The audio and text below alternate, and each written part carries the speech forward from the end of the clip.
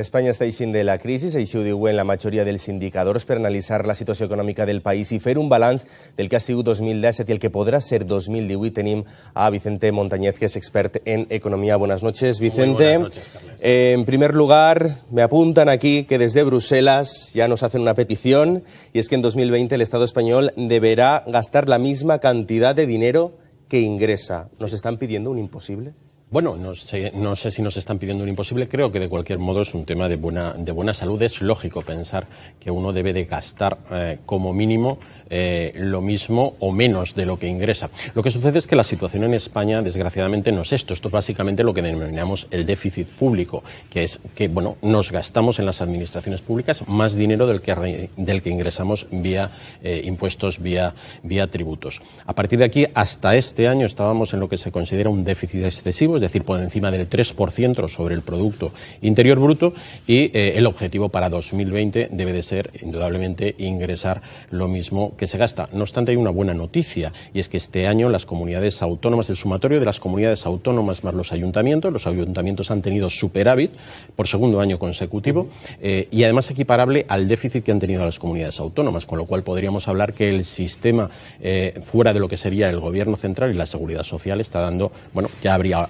conseguido ese objetivo, lo cual es una buena noticia, ¿no? Hablabas del gasto de las autonomías, de los ayuntamientos, creo que son 82.600 millones. Bueno, realmente el gasto en sí son unos 185.000 millones. Estos 82.600 que me habréis oído alguna vez comentarlo por ahí, básicamente es lo que sería el coste que implica las autonomías en cuanto a coste administrativo, coste político y, digamos, duplicidad. Es decir, esto es lo que nos podríamos ahorrar si gestionáramos de forma adecuada y eficiente nuestra estructura de Estado. Es decir, cantidad más que suficiente como para acometer, digamos, ese déficit que tenemos en estos momentos, dejarlo a cero desde este mismo momento, y además poder asegurar la viabilidad o la visibilidad de las pensiones, que es algo que en estos momentos está en serio entredicho, como todos nuestros telespectadores saben, ¿no? ¿Qué aportan las autonomías entonces para poder mantenerlas? Bueno, pues realmente las autonomías lo que están en estos momentos aportando,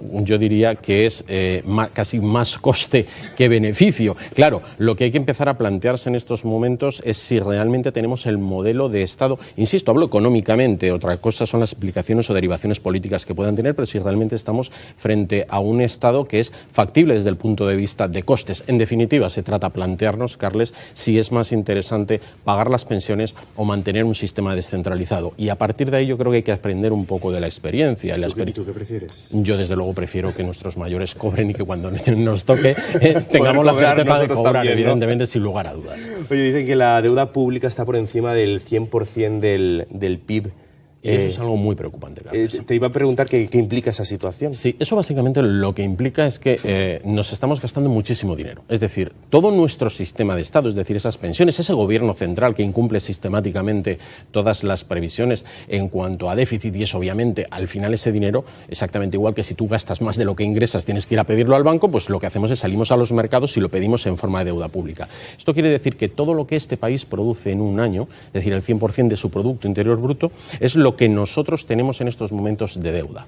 ¿Esto qué hace? En un momento en el que los precios del dinero, es decir, los intereses están a cero, esto es preocupante relativamente, pero hay algo que parece bastante obvio, y es que a lo largo de 2018 vamos a tener alguna pequeña subida del precio del dinero, y parece más que evidente que en 2019 lo tendremos. El tener el 100% de nuestro Producto Interior Bruto en deuda supone que tendremos que destinar dinero que en estos momentos se está utilizando para educación, para sanidad y para, en definitiva, gasto social, destinarlo al pago de los intereses de la deuda. Con lo cual, esto es uno de los principales problemas que tenga, y os puedo adelantar que desde Bruselas ya se están estudiando acciones orientadas precisamente, igual que, digamos, nos metieron en vereda con el tema del déficit, pues exactamente igual con el tema de la deuda pública, que es algo que preocupa en España exactamente igual que en Italia, de una forma especial, ¿no? ¿Vive España por encima de sus posibilidades, Vicente? Yo creo que España ha vivido durante mucho tiempo por encima de sus posibilidades. Creo que se encontró de bruces con una crisis. Esa crisis ha hecho que al final las familias hayan hecho los deberes, las empresas hayan hecho los deberes, y desgraciadamente los gobiernos todavía tienen que demostrar que hacen los deberes. Me refiero a que se ha reducido deuda en las empresas se ha reducido deuda en las familias, pero sigue incrementando de forma, batiendo récords, la deuda pública. Y esto es algo que tenemos necesariamente que reconducir si queremos tener una visibilidad como país y no queremos que al final, bueno, pues derivar en acciones por parte de Europa mucho más coercitivas, claro. ¿Y de qué manera nos afecta a los ciudadanos o de qué manera tenemos que actuar o nos piden que actuemos los ciudadanos ante esta situación? A los ciudadanos, el tener una deuda alta, sí, esto implica que los ratings, es decir, que esto es algo un poquito complicado, pero bueno, básicamente el precio al que se nos presta el dinero en los mercados es más caro, y esto hace en definitiva que cuando tú vayas al banco o vayas a pedir una hipoteca acabe siendo también más caro, y que cuando una empresa se plantee un plan de inversiones, un plan de exportación y necesite ir a una entidad financiera o a los mercados a obtener dinero, les salga más caro. Con lo cual, insisto, hay que reconducir esta deuda a la mayor brevedad posible, y esto irá en beneficio, obviamente, de todos los ciudadanos. ¿Y los bancos, ahora que los has nombrado, qué papel juegan en todo este tablero?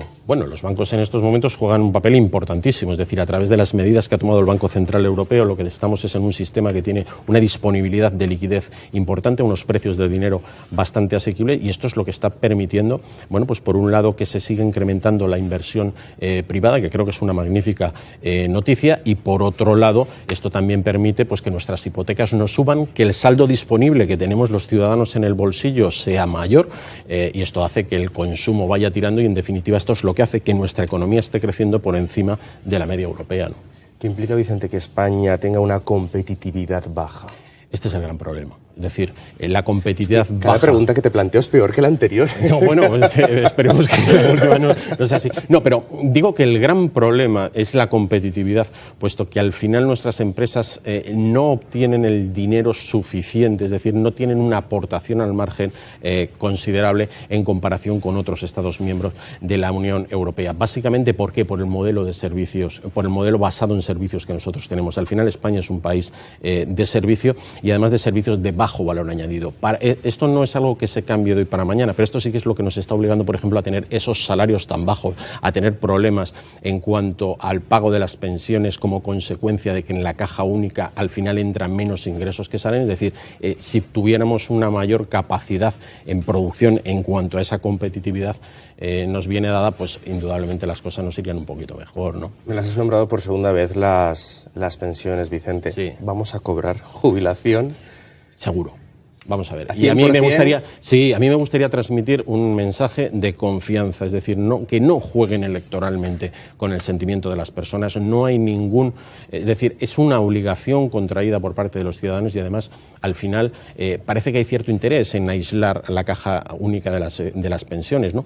Pero no tiene ningún sentido. Hay comunidades autónomas deficitarias o hay ayuntamientos deficitarios, y al final el sistema es lo que tiene que no ser deficitario, ¿de acuerdo? Con lo cual, las pensiones se pagarán, bien sea por la propia caja o bien sea mediante transferencias de los presupuestos generales del Estado. Esto es lo que está en estos momentos en debate. ¿Cuál es el modelo? Pero que no nos engañen, las pensiones se han de pagar, ¿eh? Una cosa es que se han de pagar y otras cosas es que se paguen. Este es el temor que tenemos la mayoría. Yo transmitir tranquilidad. Se pagarán las pensiones. Se pagarán las pensiones. Oye, ¿cómo ha ido económicamente en España este 2007 que estamos a punto de terminar? Bueno, pues este 2007 ha sido un año de recuperación incipiente. Yo creo que la economía, las empresas, los ciudadanos lo han hecho bastante bien. Se le pidió un esfuerzo importantísimo a la población lo ha hecho. Una vez más, los empresarios y sobre todo nuestra comunidad han demostrado que son capaces de vender fuera, de renovarse, de reinventarse todos los días. Ahí tenemos la balanza comercial. Creo que hay determinados activos, como es el puerto de Valencia, como la actividad turística, que ha funcionado muy bien, y creo en definitiva que al final casi lo que más nos falla es la parte interna, es la parte administrativa, es la parte de encajar estas piezas del engranaje, pero yo diría que desde el punto de vista tanto empresarial como de reactivación de la economía ha sido un año aceptablemente bueno. O sea que deduzco que aquellos brotes verdes que se vieron en su día han florecido ya. Bueno, lo que pasa es que siguen habiendo muchas incertidumbres. En economía ya sabes que no siempre 2 más 2 suman 4, y desde luego hoy hemos enunciado algunas de las principales incertidumbres que tiene nuestra economía. Lo que hay es que atajar en estas y seguir haciendo lo que estamos haciendo bien, que creo que son bastantes cosas. Vicente, yo no sé si eres vidente, pero para 2018, para 2018, ¿cómo nos va a ir? En la Comunidad Valenciana, sobre todo. Bueno, pues en la Comunidad Valenciana yo creo que aquello de a río revuelto ganancia de pescadores se va a aplicar. Creo que nos va a ir razonablemente bien. Creo que hemos hecho las cosas durante este 2017 y en años anteriores bastante bien, y solamente falta pues que nuestros gestores estén a la altura de la situación. Pero si todo esto confluye, yo creo que 2018 será un año de consolidación. Me quedo con ese mensaje, Vicente Montañez. Muchísimas gracias. Buenas noches. Nos ha